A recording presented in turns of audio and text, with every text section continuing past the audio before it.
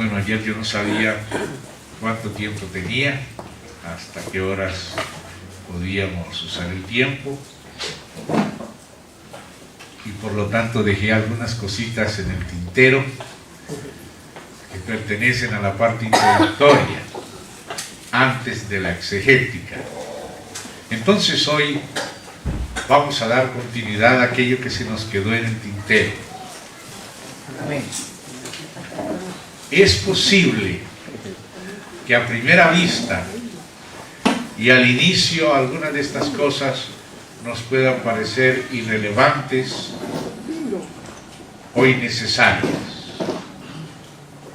pero las estamos diciendo porque sabemos que en determinado momento estas cosas que para algunos pueden ser inútiles van a tornarse muy útiles como herramientas, y especialmente, como les decía ayer, en el área de ciertas batallas que a veces no sabemos que existen, pero que de pronto nos sorprenden. Entonces el Señor como que se adelanta y nos quiere armar para que podamos enfrentar las artimañas de la apostasía y permanecer firmes en la fe del Señor, en la fe en su palabra. Amén. Amén. Hoy voy a comenzar llamándoles la atención inicialmente a las primeras ediciones de la primera parte de la palabra del Señor, y cómo después se fue formando y acrecentando el canon de las Sagradas Escrituras. Ayer recordábamos que el Señor Jesús, al igual que los judíos de su tiempo, con los apóstoles y los profetas, consideraban el Antiguo Testamento como dividido en tres partes: la Torá, los Nevi'im y los Ketubim, o sea, la ley de Moisés, los profetas y los escritos o salmos, entre los cuales los escritos, los salmos son los primeros, pero que están apelando a toda la colección. Y habíamos dicho que lo que hoy son llamados libros proféticos forman parte de la segunda parte de la Tanakh, o sea, después de la Torá, los profetas, los Nevi'im. Y hoy vamos a profundizar un poquito por qué fueron llamados por la palabra y por el Señor de profetas y no solamente de libros históricos. Y esto tiene su importancia y su significado, y especialmente lo que vamos a estar viendo, la transmisión de la Biblia, sus ediciones y actualizaciones. Es necesario conocerlas en la propia palabra de Dios para poder enfrentar lo que se ha dado en llamar la hipótesis documentaria. Puede ser que algunos hermanos hayan escuchado de esto y puede ser que otros ni siquiera sepan a qué se refiere. Pero les anticipo a los que por primera vez están oyendo de esta cosa un poco rara. Se refiere a uno de los ataques más sutiles contra la Biblia que ha venido de parte de ciertos críticos, algunos bastante académicos, desgraciadamente muchos de ellos no nacidos de nuevo y confundidos en sus disquisiciones meramente intelectuales y sin una fe en el Señor y en la palabra de Dios, se han confundido, pero como son intelectuales, como enseñan en seminarios y en instituciones de alta categoría, han sido poco a poco aceptadas sus críticas que no tienen base en la palabra de Dios. Por causa de eso, hoy vamos a subrayar algunas cositas que les van a ser útiles en su momento.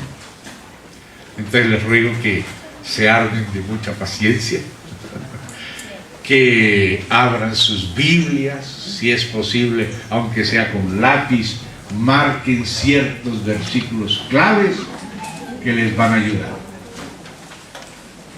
En primer lugar, el mismo Señor Jesús se refiere a los escritos de Moisés, y durante 40 años ellos estuvieron peregrinando en el desierto, y durante una serie de 42 jornadas antes de entrar en la tierra de Canaán, la revelación fue siendo dada paulatinamente. Principalmente en el monte Sinaí se revelaron los 10 mandamientos y otras cosas que están escritas en el libro del Éxodo.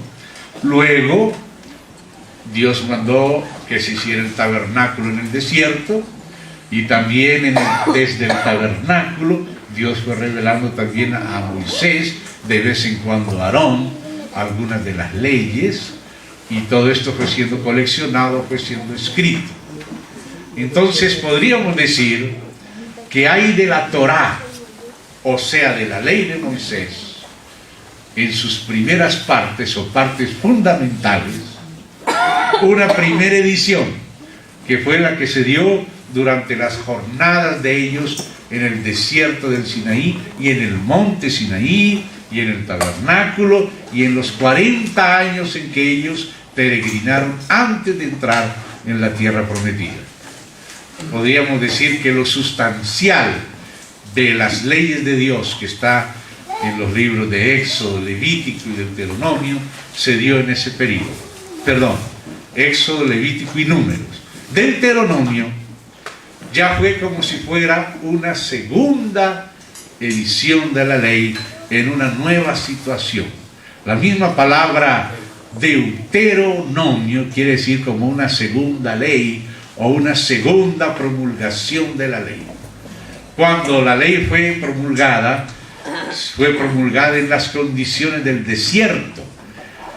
De hecho, el libro de Números, en el idioma hebraico o hebreo, se dice Bemadabar, o sea, en el desierto. Ese es el nombre bíblico, hebraico o hebreo de este libro.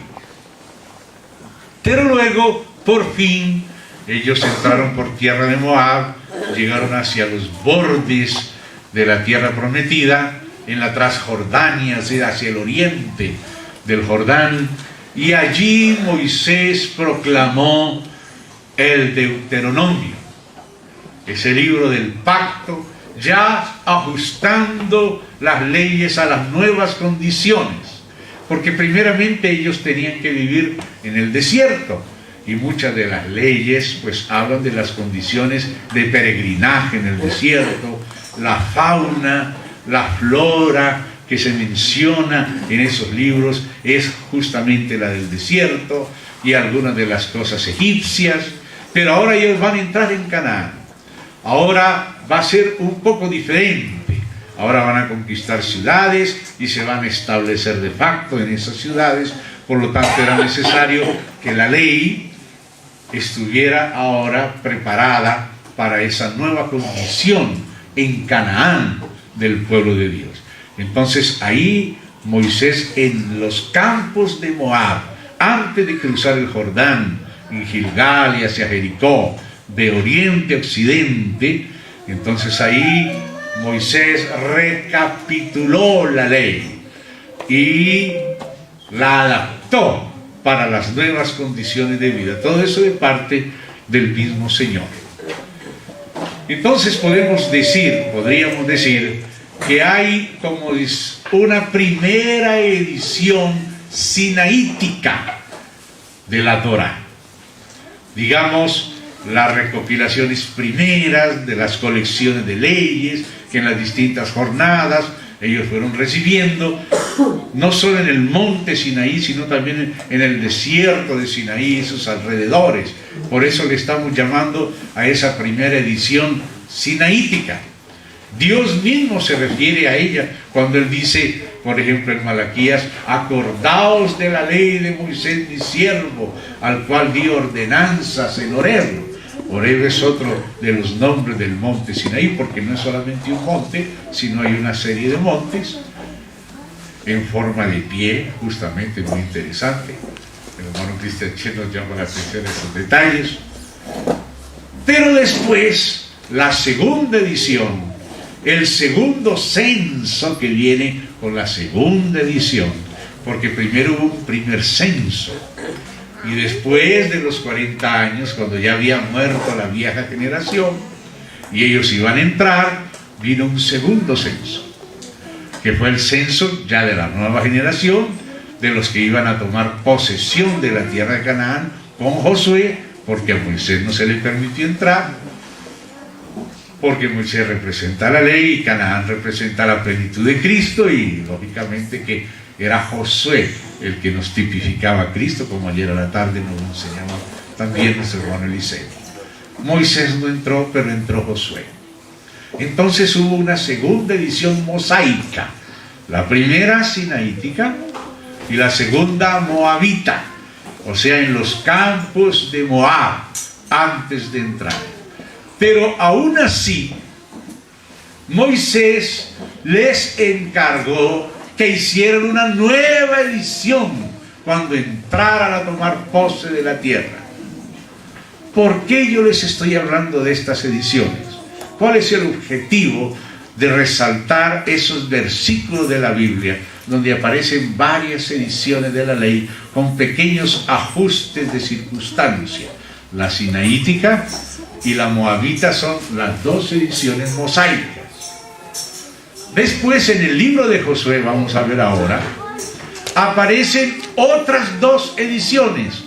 Una para obedecer la ley de Moisés, escribir en piedras aquellas leyes en el monte Ebal, porque ellos entraron y había el monte Ebal y el monte Gerizim. En uno fueron puestas las bendiciones, en otro las maldiciones, y en piedras se escribió una copia de la ley por Josué.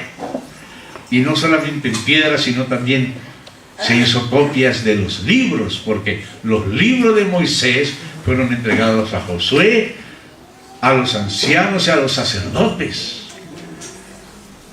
Y al final de la vida de Josué, vamos a leer esos versículos ahora, en Siquem hubo una segunda edición josuaica. Ya llevamos 4 ediciones mínimo, las 2 de Moisés o mosaicas y las 2 de Josué, una en el monte Ebal y otra en el monte en Siquem, antes de morir Josué. Vamos a leer eso y ahora voy a explicarles por qué es necesario tener en cuenta estos detalles. Vamos al libro de Josué. Ya respecto de las ediciones mosaicas, pienso que no es necesario detenernos, pero sí entonces respecto de las josuaicas. Vamos al libro de Josué, capítulo 8. En el verso 30 dice: entonces Josué edificó un altar a Yahvé Elohim de Israel en el monte Ebal, como Moisés, siervo de Yahvé, lo había mandado a los hijos de Israel, como está escrito en el libro de la ley de Moisés. Un altar de piedras enteras, sobre las cuales nadie alzó hierro, y ofrecieron sobre él holocaustos a Yahvé y sacrificaron ofrenda de paz. El versículo 32, miren lo que dice: también escribió allí sobre las piedras una copia de la ley de Moisés, la cual escribió delante de los hijos de Israel. O sea, esta es la primera edición josueica, ya en Canaán, en el monte Ebal, ante el testimonio, los ojos de todo Israel. Esto es muy importante verlo. Y la última edición de Josué, por lo menos la registrada, le estoy llamando la segunda, porque no sabemos de otras intermedias que también pudieron haber existido. De hecho, había libertad de hacerlo, pero por lo menos la segunda registrada está en el capítulo 24, y quiero llamarles la atención a algunas frases que aparecen allí.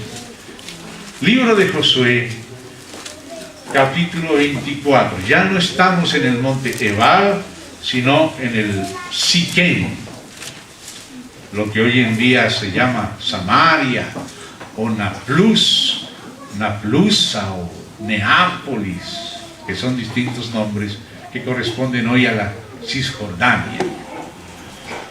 Josué capítulo 24, versículo 24 también en adelante. Marquen el 25 y el 26, pero leo por su contexto inmediato desde el 24. Y el pueblo respondió a Josué: a Yahvé nuestro Dios serviremos y a su voz obedeceremos.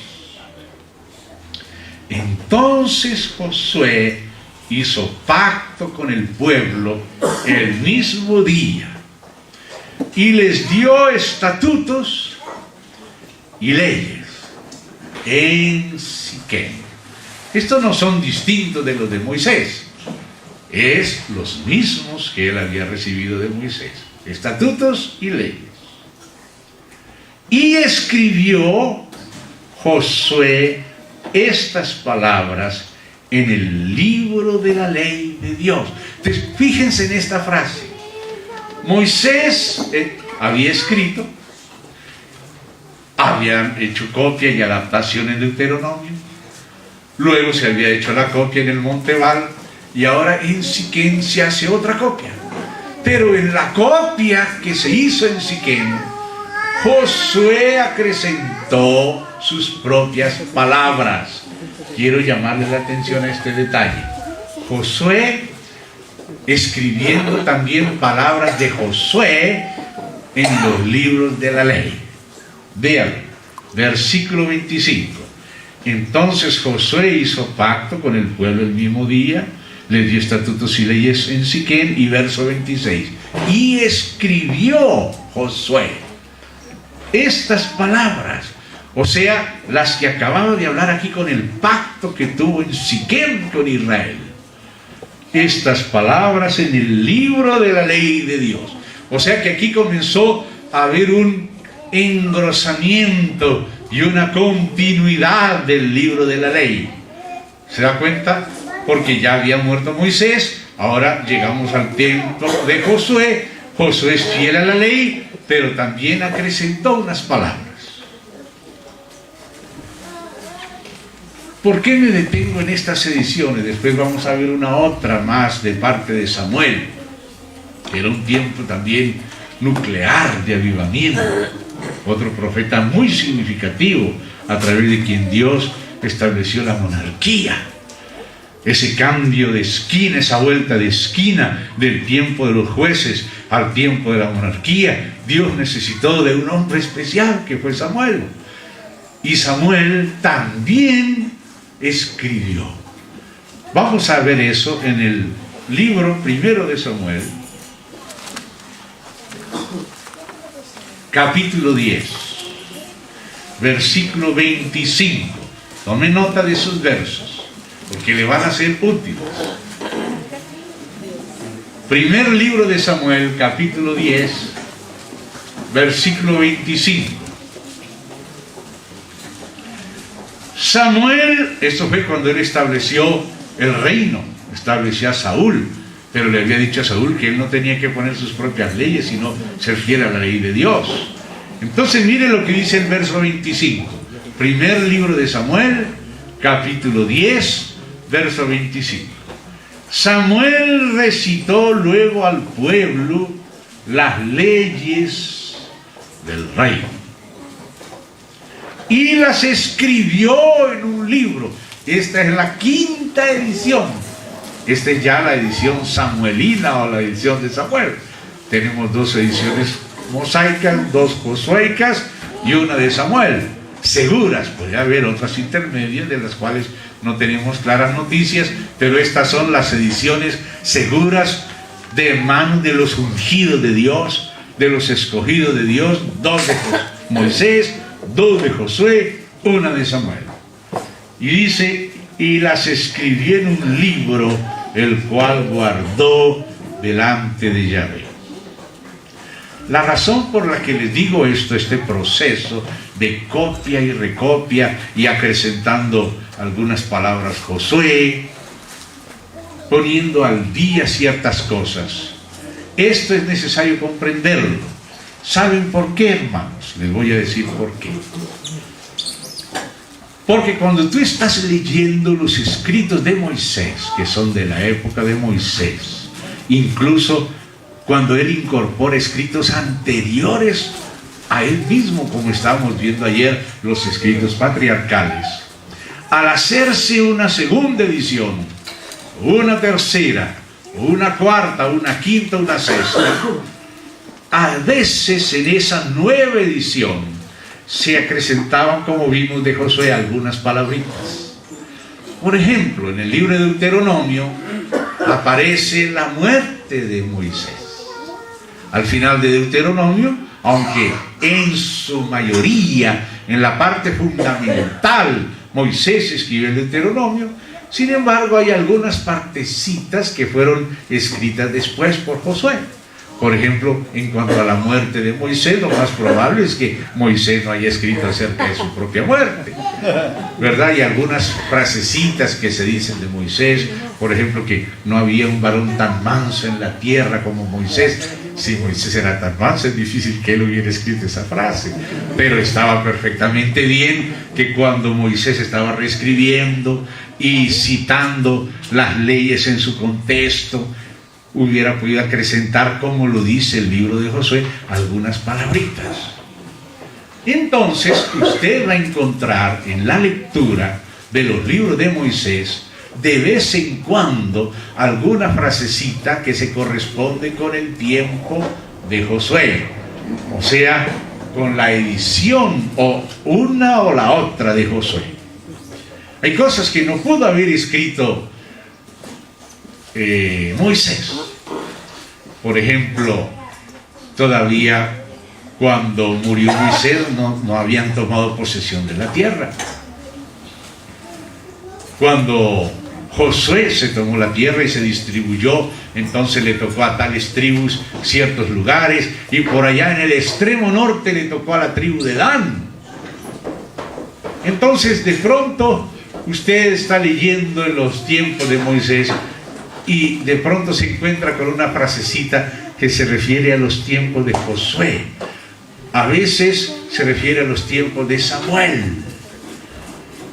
Por ejemplo, dice: en aquel tiempo no había rey en Israel, dice el libro de Jueces. Cada uno hacía lo que bien le parecía. Eso quiere decir que aquella frase se escribió cuando ya había rey en Israel, pero en aquel tiempo todavía no había. Entonces hay el momento en que se viven los hechos, en que se narran y se escriben por testigos oculares, y luego vienen algunas nuevas ediciones en que la Biblia va siendo completada. A veces, por ejemplo, había una ciudad que en una época se llamaba de una manera, pero si tú a una nueva generación le mencionabas el nombre antiguo, ellos no iban a saber cuál era esa ciudad. Entonces dice, bueno, Hebrón, que era Kiriat Arba, antes se le llamaba Kiriat Arba, ahora se le llama Hebrón. O antiguamente no se le llamaba profetas, se le llamaba videntes, pero ahora se le llama profetas. Esas frasecitas son actualizaciones para que un libro antiguo pueda ser entendido por una generación nueva. Pero entonces, ¿dónde estuvo la trampa de Satanás y por qué yo me detuve a contarles de estas ediciones? Porque después vinieron aquellos críticos y se encontraron con una de las palabritas de actualización de una de las ediciones posteriores, y sin darse cuenta del proceso de edición, lo que ellos quisieron decir es que todo el libro se escribió en la última edición. O sea que Moisés no escribió nada, que eso fue Esdras o algún sacerdote desconocido por allá en el tiempo del cautiverio el que se inventó la Biblia. Y eso es lo que están diciendo los críticos modernistas liberales. ¿Y dónde está la base de ellos? En ciertas frasecitas de actualización, porque ellos no comprendieron el proceso que la propia Biblia muestra de actualización. Que Moisés le acrecentó un poquito, que Samuel volvió a escribir, que hay cosas que son frasecitas, a veces son paréntesis. Antiguamente a esto se le llamaba así, pero ahora se le llama así. porque era necesario actualizar un texto arcaico para que una nueva generación lo entendiera, como hizo el propio Esdras. Esdras reunió al pueblo y comenzó a leer en el hebreo arcaico y nadie le entendía, porque en la época de Esdras hablaban ya era arameo. Entonces Esdras tuvo que armarse de un ejército de targumistas. El targum quiere decir interpretación, pasar del hebreo arcaico al arameo, que era el actual de ellos. Entonces Esdras, desde la mañana hasta la noche, se reunían a leer la ley, y Esdras en un púlpito grande les leía la ley, pero leía un poquito, pero leía en hebreo arcaico. Entonces aquí dice los nombres de unos cuantos y otros cuantos de los que le ayudaban a Esdras, que iban dándole el sentido a las palabras. Lo que se oía en hebreo se traducía al arameo y se le daba el sentido, y el pueblo oía, y el pueblo entendía, y el pueblo lloraba, y el pueblo se arrepentía, y aunque estaba lloviendo, se quedaron toda la mañana hasta mediodía leyendo la palabra. Pero había que hacer la actualización, hacer el targum, pasar del hebreo al arameo. ¿Sí? Entonces, ese proceso es necesario comprenderlo, para que esos argumentos de los críticos, quizá a usted todavía no le han llegado, pero a muchos los han llegado y los han confundido, y por eso es mejor comerse la cebollita, la zanahoria y esas cositas a tiempo, que son como tan desagradables, pero después que se las coma ya está vacunado. Amén.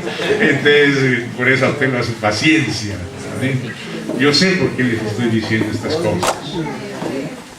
Entonces, ahora entiende, ¿ve? No es que porque hubo una frase de actualización en el tiempo de Josué, todo el libro se escribió en el tiempo de Josué.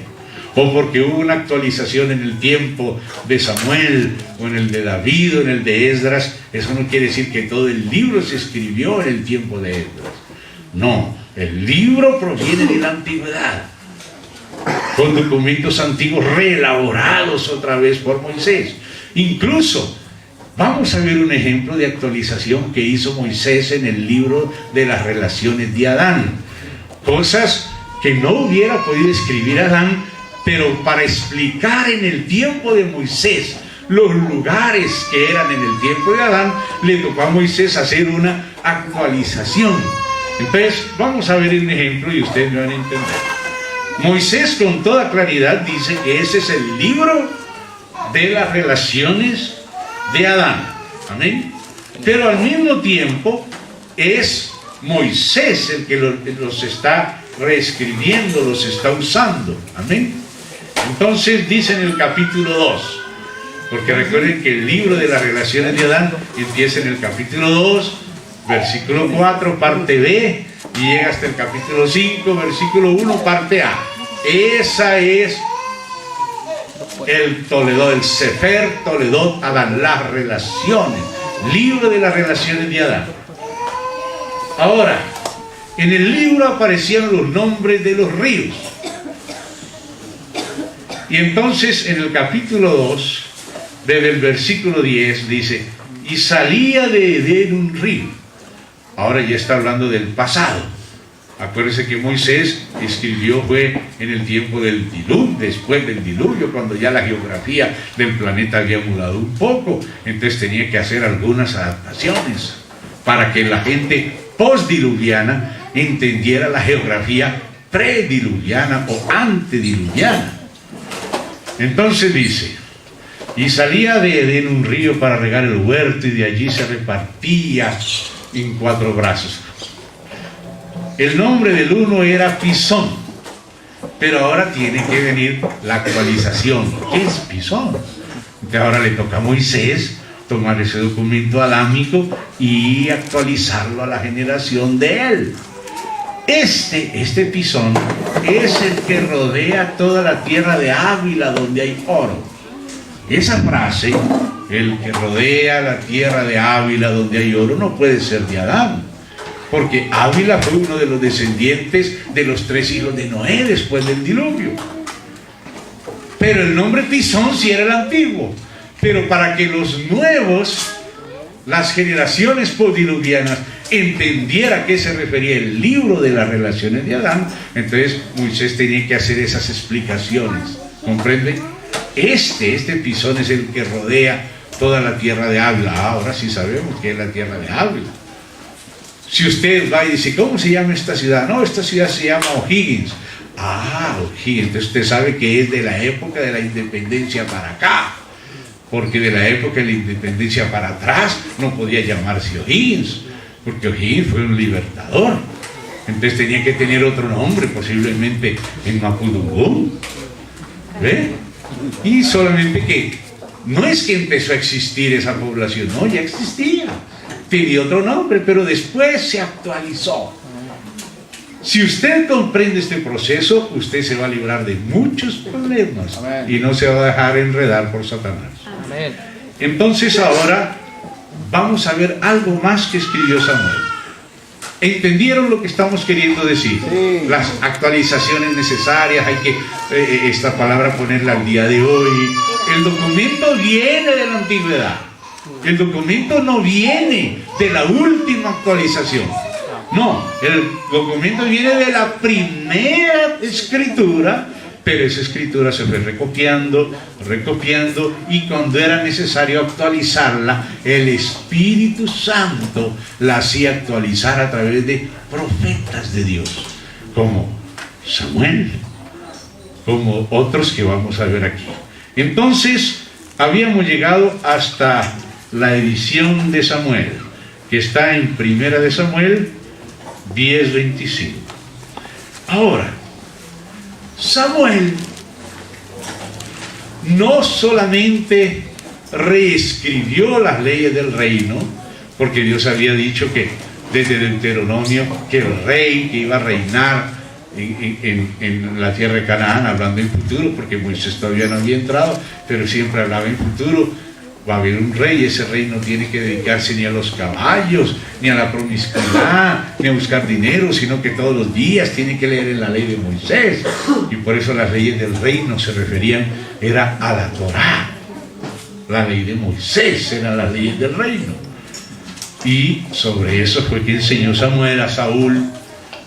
Sobre eso era que leía David, y por eso David leía que su ley era una delicia para él. Amén. Y varios de los salmos se refieren a la ley y a los sucesos antiguos. Pero resulta que, así como Josué acrecentó sus palabras a los libros de la ley, como leímos en el capítulo 24, así también Samuel continuó la historia. Samuel continuó escribiendo el resto de la historia de Israel, lo vamos a ver. Y lo que Samuel escribió continuó siendo escrito por otros profetas que eran contemporáneos a David y a Salomón, como el profeta Natán, que fue aquel que le dijo a David que había pecado, que él era ese hombre que pues ustedes conocen la historia. Y el otro profeta era Gad, el vidente Gad. Entonces, estos tres hombres fueron claves: Samuel, Natán y Gad. ¿Para qué? Claves para continuar escribiendo la Biblia. O sea, el que continuó con los escritos de Josué y con otros documentos donde estaba registrada la épica de Israel.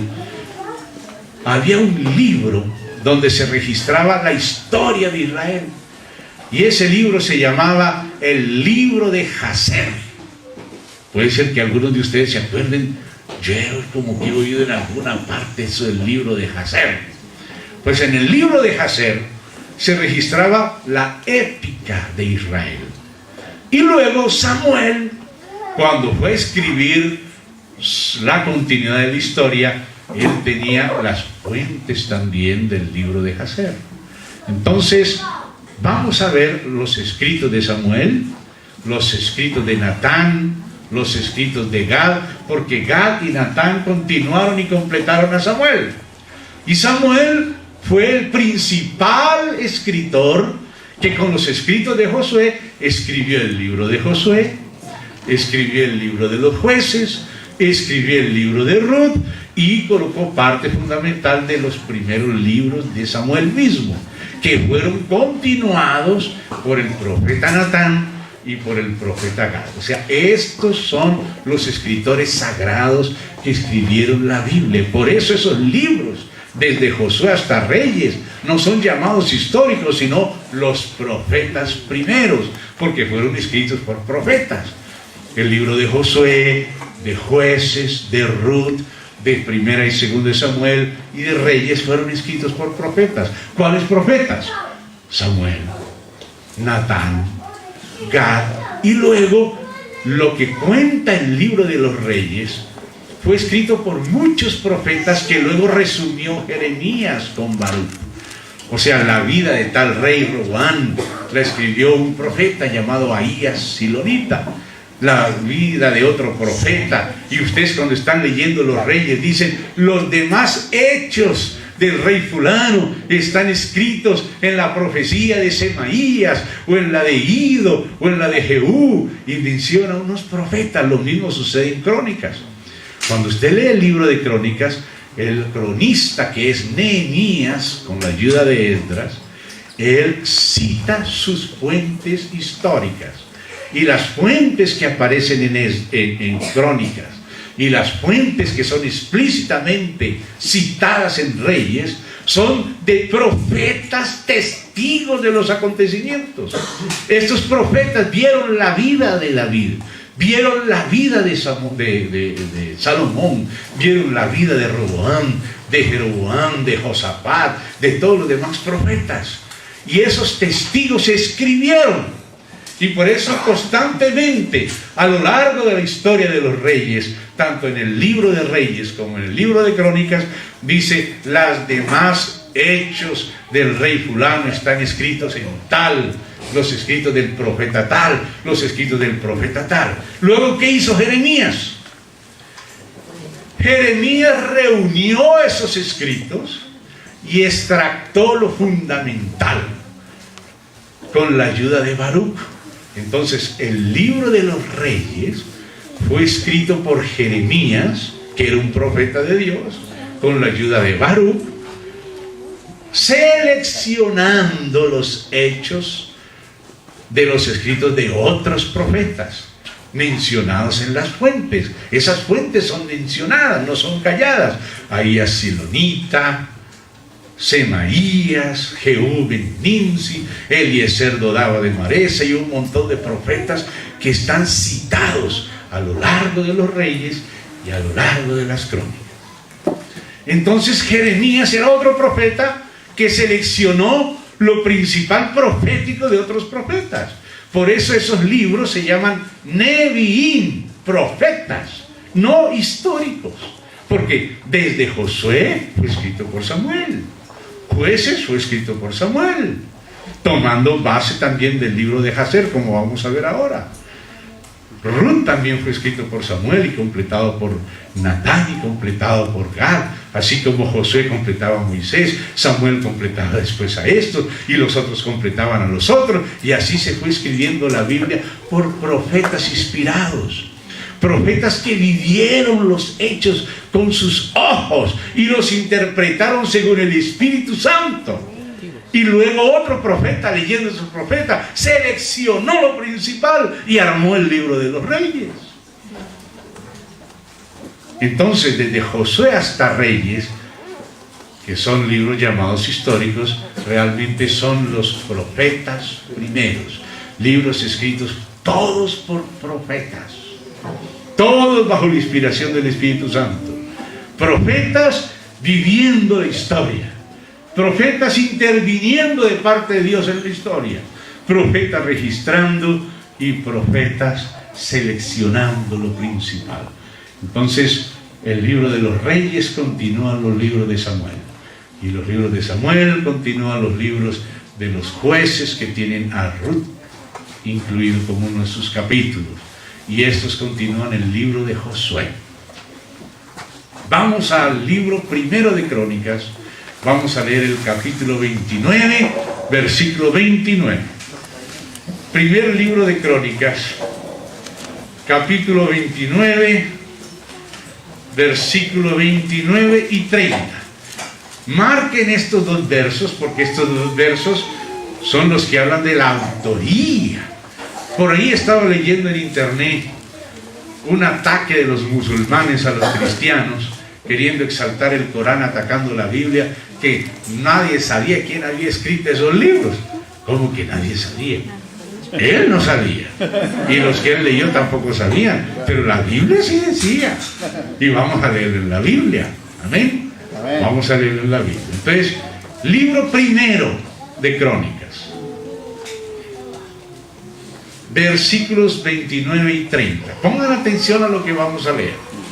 Y los hechos del rey David, primeros y postreros, están escritos en el libro de las crónicas de Samuel vidente, en las crónicas del profeta Natán y en las crónicas de Gad vidente, con todo lo relativo a su reinado y su poder y los tiempos que pasaron sobre él y sobre Israel y sobre todos los reinos de aquellas tierras.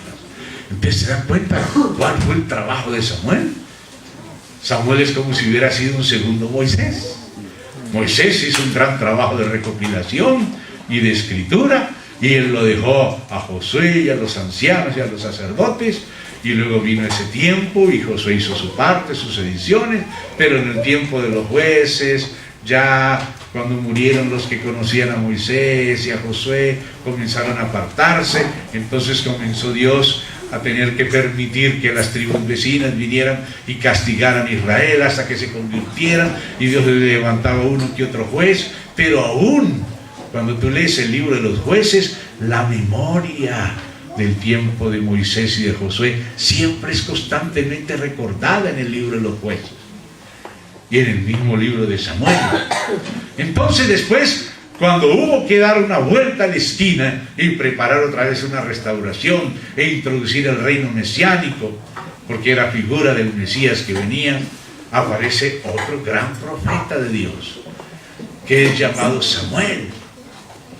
Ustedes recuerdan que a veces Dios hace mención de ciertos profetas a través de los profetas, y Dios recuerda a Moisés, a Samuel, a Noé, a Job, a Daniel, a ciertos personajes que él menciona de manera especial. Samuel no fue cualquiera, fue un hombre de Dios, usado por Dios para mantener la teocracia ahora a través de la monarquía. Porque con Saúl la teocracia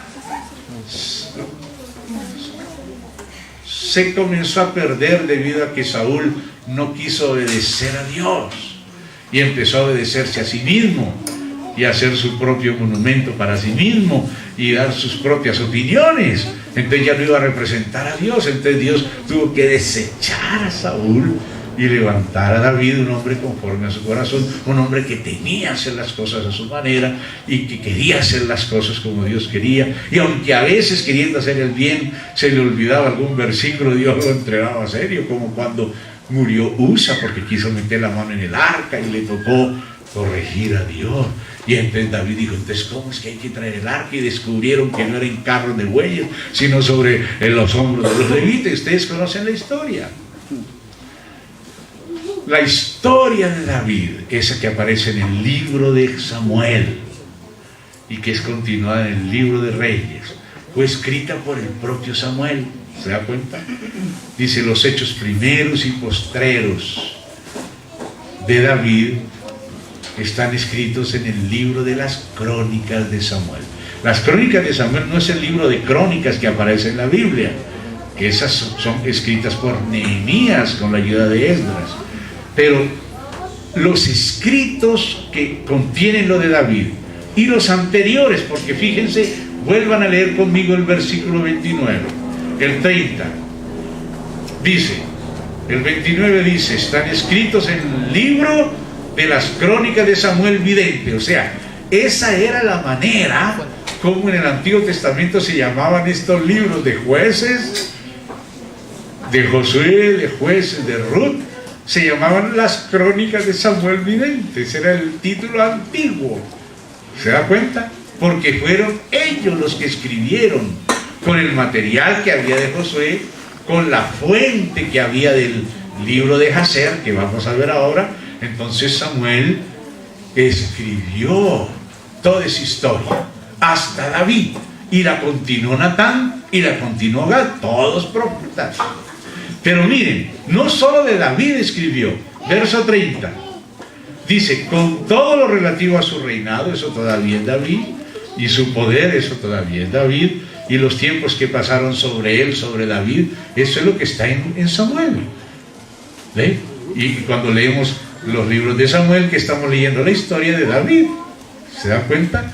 Por eso dice las Crónicas de Samuel Vidente. Solo que esas crónicas las continuó Natán, que fue amigo de David, y las continuó Gad, que vivió incluso con Salomón.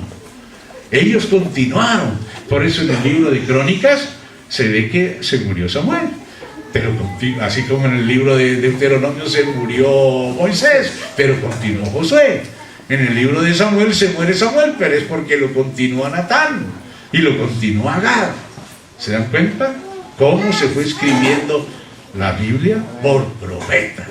Amén. Torá, Neviín, Ketubín. Entonces miren ahora la última frase del verso 30. Los tiempos que pasaron sobre él, sobre David y sobre Israel.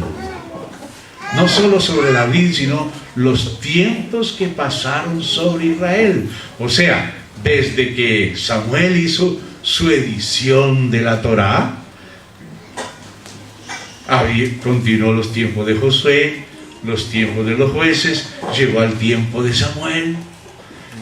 Entonces dice que Samuel escribió sobre los tiempos que pasaron sobre Israel y sobre los reinos de aquellas tierras, aquellos que peleaban, que los filisteos tenían, que los otros, como leemos en el libro de Jueces y todo. O sea que este versículo nos está indicando quién escribió los libros de Josué, de Jueces, de Ruth, de Samuel. Lo escribió Samuel mismo, con escritos de Josué, con fuentes del libro de Jacer que vamos a ver ahora, y lo que él escribió lo continuó Natán y lo continuó Gad. Y luego usted sigue viendo quiénes más vivieron. Cuando continúan los libros de Samuel con los libros de Reyes, ahí cuando usted vuelva a leer Reyes, se va a encontrar que menciona muchos otros libros y profetas, pero el que escribió Reyes fue Jeremías. De hecho, hay partes igualitas del libro de Jeremías del libro de Reyes. Hay capítulos exactamente iguales. Se corresponde tal capítulo del libro de Reyes con tal capítulo del libro de Jeremías, igualito palabra por palabra, porque es el mismo autor. Con la ayuda de Baruch escribió Jeremías. Jeremías era un profeta inspirado que recolectó lo que los otros profetas habían contado en la historia y seleccionó lo que el Espíritu le indicó que seleccionara. Y los demás hechos, pues los dejó registrados, están escritos en el libro del profeta Silonita, y los demás hechos del rey tal están en el libro de tal otro profeta. Pero lo esencial, lo que corresponde a la causa de Dios, lo que corresponde al avance de la economía divina, eso está registrado y requete registrado por un profeta también, por Jeremías. Entonces toda la Biblia, esa sección se llama los profetas, porque fue escrita por profetas testigos, profetas inspirados, profetas seleccionadores. Amén. Gloria al Señor. Entonces ahora podríamos mirar otro pedacito aquí, aunque me demoraría mucho si fuera a mostrarles a ustedes todos los otros libros que menciona. Mejor, para ganar tiempo, les dejo esa tarea a ustedes: leerse el libro de los Reyes y leerse el libro de Crónicas, y cuando se encuentre una cita textual, márquela ahí. Usted se va a encontrar con profetas de Dios que fueron muy significativos, pero que a veces ni nos acordamos de ellos. Elías, nos acordamos más, Eliseo, pero estos que mencioné de Semaías, de Ahías, de Urías, de Jehú, y los cronistas de las cortes de ellos, a veces no los recordamos bien. Entonces, así fue escrita la Biblia, así se fue escribiendo hasta llegar a Jeremías. Luego sí vienen los escritos ya de los propios profetas, los escritos del propio Jeremías, su libro, aparte de Reyes, aparte de Lamentaciones, los escritos de Ezequiel, que él escribe hasta con fechas: en el día tal vino mi palabra del Señor contra Egipto, en tal parte, y él registra con minucias hasta las fechas cuando las revelaciones le fueron dadas. Lo mismo hacen otros profetas, Zacarías, el mismo Daniel: en el año 3 del rey tal vino mi palabra del Señor y tuve tal revelación, y va contando. Entonces esos son los llamados profetas posteriores. Los profetas primeros, desde Josué hasta Reyes, y los profetas posteriores, desde Isaías, con Jeremías, con Ezequiel, y los 12. Y luego los escritos que esos personajes escribieron, como David escribió salmos, y Asaf también escribió otros salmos, y algunos fueron coleccionados por los varones de Ezequías. Los proverbios están coleccionados por colecciones. Hay una primera colección del capítulo 1 al 9, en el capítulo 10 ya empieza otra colección, luego hay unos ancianos sabios que Salomón cita y que incorpora en su colección, y así poco a poco la Biblia fue siendo escrita, hasta llegar después al tiempo de Nehemías, con Esdras, que escribió el libro de Crónicas, y usted ve que el final de Crónicas empata con el comienzo de Esdras, y luego se continúa con las propias palabras de Nehemías, y así se fue completando el Antiguo Testamento. Los escritos de ellos con los de los profetas propiamente dichos y con los de Moisés. Todo originado en Dios, a través de profetas de Dios, con testigos oculares. Ahora solamente voy en esta parte, que es introductoria, ya para pasar a la otra segunda parte, a completar con la fuente del libro de Hazer. Entonces vamos al libro de Josué, capítulo 10. Josué, capítulo 10.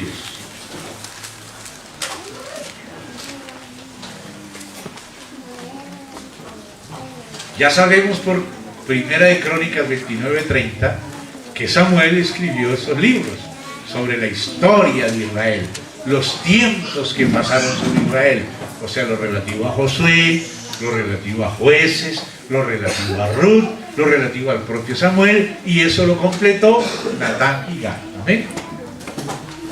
Ahora dice en el libro de Josué, capítulo 10, cuando aconteció el asunto de que Josué habló y le dijo al sol: detente, y tú, luna, detente en tal parte. Y aquel día, un día larguísimo, cuando ustedes saben que Josué logró deshacerse de su enemigo, y no solo Josué, sino que las grandes piedras que cayeron del cielo cayeron sobre los enemigos. Y eso lo viene relatando todo el capítulo 10 de Josué, o sea, lo viene relatando Samuel. Pero ahora, después de relatarlo, basado en los propios relatos de Josué, que estaban en la épica de Israel, en el libro de Hazer, les dice así, verso 12: entonces Josué habló a Yahvé, el día en que Yahvé entregó al amorreo delante de los hijos de Israel, y dijo en presencia de los israelitas: sol, detente en Gabaón, y tu luna en el valle de Ajalón. Y el sol se detuvo y la luna se paró hasta que la gente hubo vengado de sus enemigos. ¿No está escrito esto en el libro de Hazer? O sea que Samuel, que escribió Josué, tenía conocimiento de todos estos registros en un libro que se llamaba el libro de Hazer. ¿Se da cuenta?